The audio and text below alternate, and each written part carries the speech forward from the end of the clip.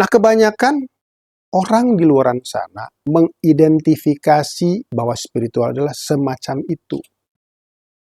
Kekuatan-kekuatan yang mungkin supranatural, mungkin kayak dukun juga.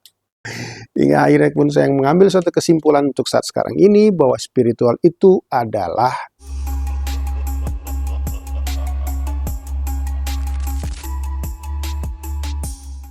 jumpa lagi bersama saya Indi Sujawe di Spiritual Indonesia Channel. Kawan-kawan, saya masih ingin membahas tentang pertanyaan yang paling klasik dari kita-kita semua. Ya, apakah spiritual itu? Itu pertanyaan paling klasik itu. Sebetulnya udah pernah juga saya bahas sih di segmen yang kemarin-kemarin, tapi kayaknya belum begitu, apa yang saya bahas kemarin itu belum begitu, terlalu singkat, belum begitu dalam. Jadi saya pengen agak membahasnya yang lebih, yang lebih luas dan lebih dalam. Jujur, bahkan sampai saat ini pun, secara spesifik, kalau untuk saya secara pribadi ya, secara spesifik untuk saya pribadi itu tidak ada arti definisi spiritual itu yang bisa mewakili saya secara pribadi dan orang banyak.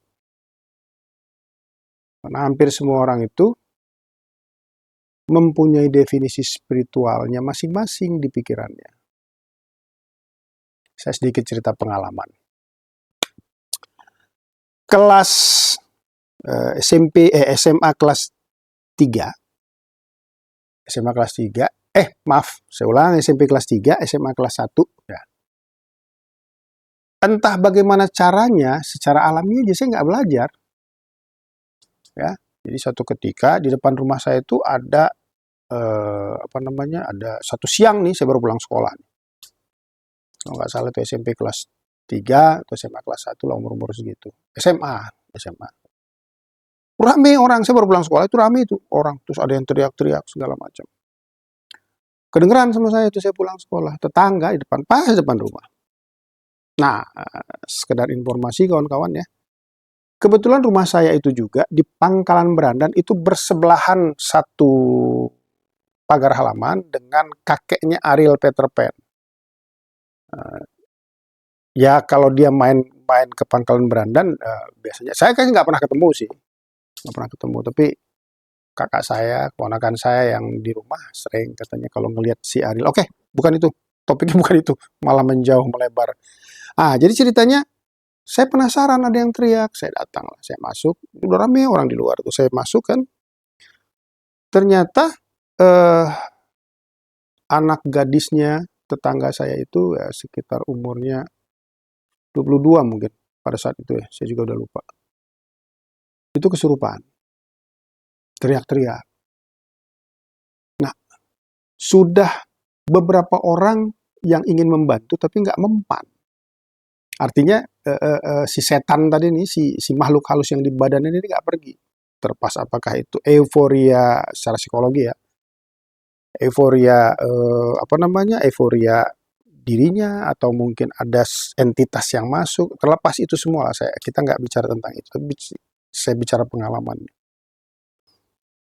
Entah apa yang mendorong saya masuk aja karena saya kenal itu, namanya Kak Hanum.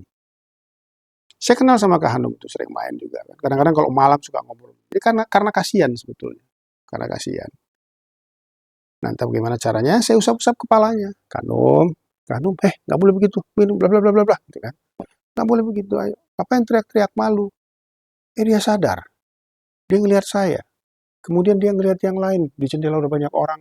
Di pintu banyak orang. Di luar banyak orang. Ya. Dia ngobrol sama saya. Ini ada apa ini? Ternyata dia nggak sadar, dia kesurupan itu nggak sadar, dan setelah dia sadar dia tanya sama saya. Ada dikasih minum. Ibunya, bapaknya terima kasih lah sama saya. Mulai dari situlah kemudian saya memahami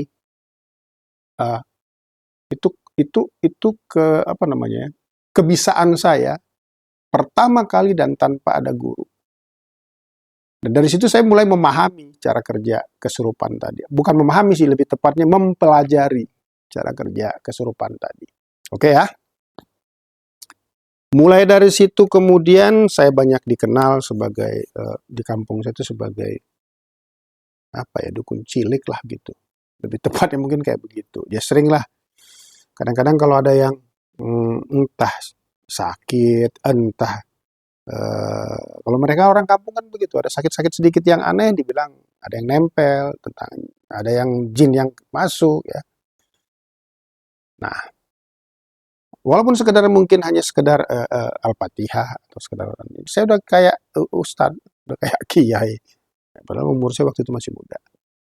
Enggak semua sih, hanya beberapa orang tertentu di kalangan tertentu aja lah yang pada waktu itu mungkin melihat saya menyembuhkan kesurupan si Kak Anum tadi, kemudian mereka itu mempercayai saya, mungkin begitu kira-kira. Oke ya, ini berlanjut lama. Nah, setelah saya kuliah ke Bandung, ini udah lama nih kejadiannya ya. Jadi sudah berapa tahun kemudian saya kuliah di Bandung, di Unpas, Universitas Pasundan. Saya naik gunung bersama kawan saya juga yang sama-sama orang Berandan, tapi kita di Bandung, sama-sama di Bandung ya, orang-orang kawan di Pangkalan Berandan, kawan main. Sama-sama kuliah di Bandung, tapi beda kampus, beda universitas. Dia apa Unisba, apa kalau nggak salah itu, saya lupa. Nah, kita naik gunung nih di Curug Cijalu kalau nggak salah. Malam pertama kita sudah mendirikan tenda, kita sudah bakar-bakar api unggun sambil gitar-gitaran. Tiba-tiba ada yang teriak di daerah lain dan suaranya santer terdengar. Ternyata ada anak-anak SMA dari Jakarta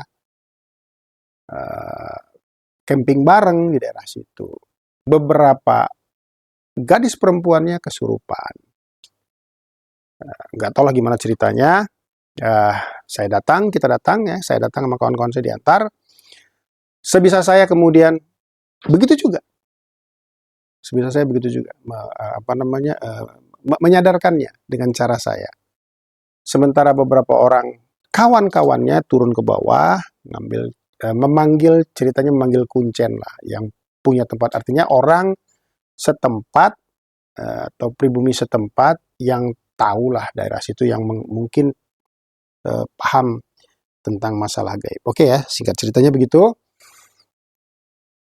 Dan alhamdulillah, puji Tuhan, haleluya, sembuhlah. Sebelum orang itu datang, ada 3 orang kalau nggak salah yang kesurupan itu sembuh semua.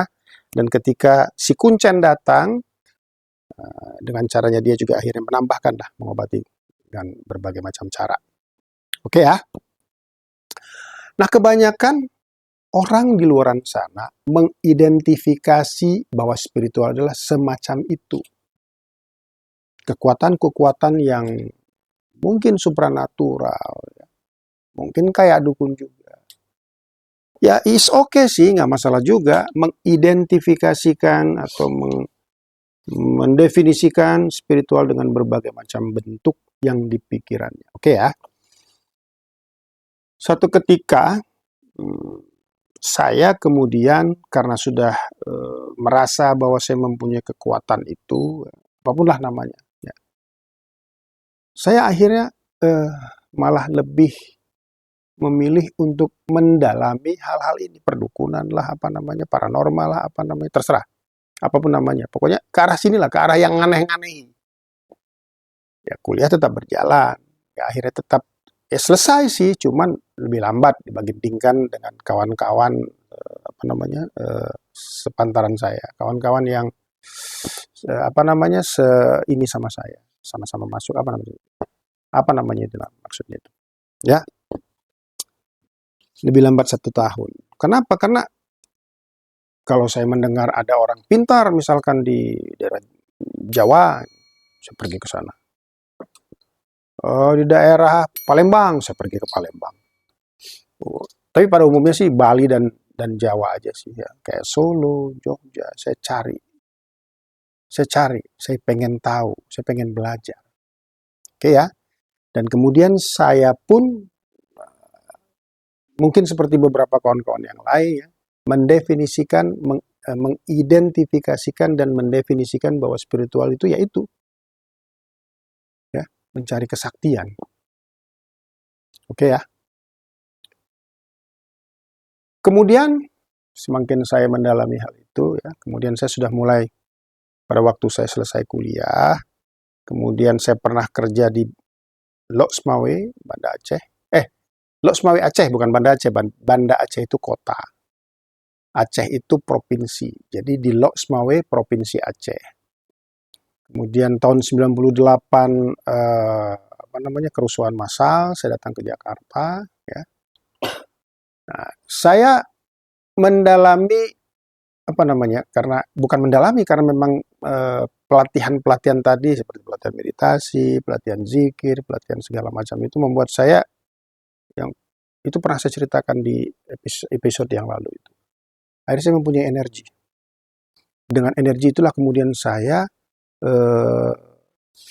berlatih dengan pengalaman otodidak juga menggunakan energi itu untuk mengobati kawan-kawan yang sakit hingga akhirnya bahkan itu kemudian menjadi menjadi keahlian ini dijadikan alat untuk mencari uang, kemampuan ini.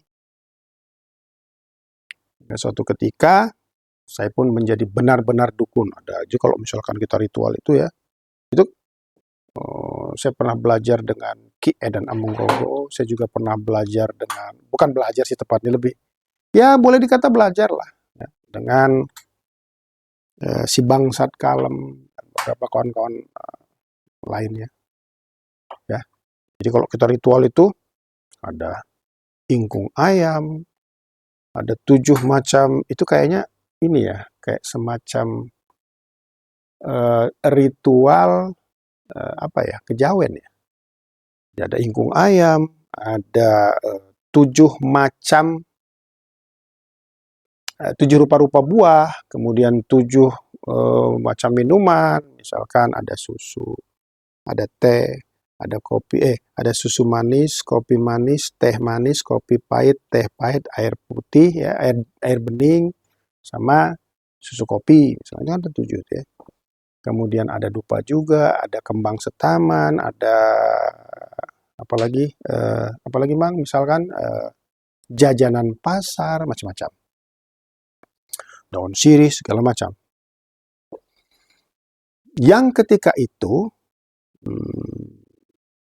menurut saya dengan cara begitu, orang minta tolong sama saya, ya kayak dukun lah ya, disebutnya juga dukun. Ya, beberapa berhasil, beberapanya pending, beberapanya gagal, kira-kira begitulah. Tapi saya banyak belajar dan kemudian saya mendefinisikan dan mengidentifikasikan bahwa itulah spiritual. Oke ya, spirit berbau-bau begituan. Spirit itu berarti berbau-bauan gaib ya. Kalau dalam bahasa Didi Ariko itu kalau saya bilang gaib, kalau bahasa Didi itu pikiran dan mental. Perasaan, emosi dan mental itu bahasa Didi Ariko. Berlanjut kemudian suatu ketika saya entah bagaimana ceritanya, saya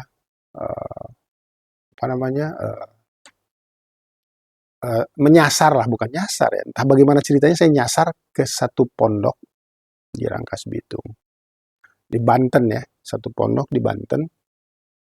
Disitulah saya mulai mencari, dan saya kemudian belajar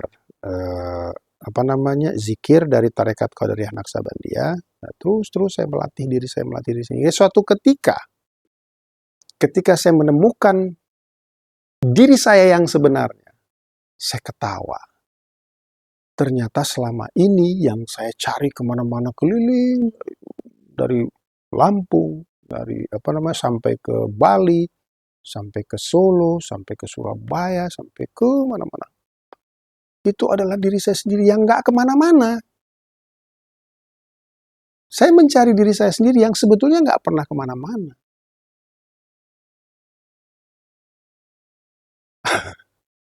Hingga akhirnya pun saya mengambil suatu kesimpulan untuk saat sekarang ini bahwa spiritual itu adalah menjadi diri sendiri saja. Satu, spiritual itu adalah kehidupan kita dari brojol lahir sampai mati. Jadi perjalanan hidup itu. Dua, spiritual itu adalah bagaimana membuat diri kita, kehidupan kita menjadi lebih baik dari sebelumnya. Tiga, spiritual itu adalah saya, adalah aku.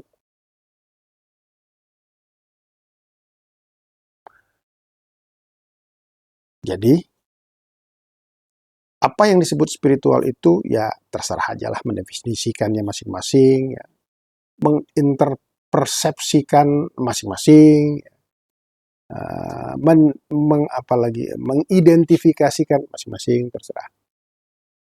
Tapi ketika tiga ini didapatkan, ya, apapun caranya, baik melalui spiritual religi, ya, baik melalui spiritual budaya, baik melalui spiritual dari dengar sana dengar sini, dari YouTube, dari apapun itu, dari guru siapapun itu, ketika tiga ini tadi menjadi diri sendiri saja, kemudian menjadi lebih baik, kemudian kehidupan dari mulai brojol lahir sampai mati, itu esensinya didapat, itulah spiritual. Ya, kawan-kawan, terima kasih. Jangan lupa subscribe, like, and share, ya, dan mari bergabung di grup Telegram. Nanti ada sesi meditasi, ya, dan beberapa waktu ke depan saya dan Dedi Ariko akan menggelar pelatihan, ya, pelatihan meditasi, pelatihan membuat kita bagaimana spiritual tadi kan, membuat kita bagaimana menjadi lebih baik dari sebelumnya. Terima kasih, suwung sajalah.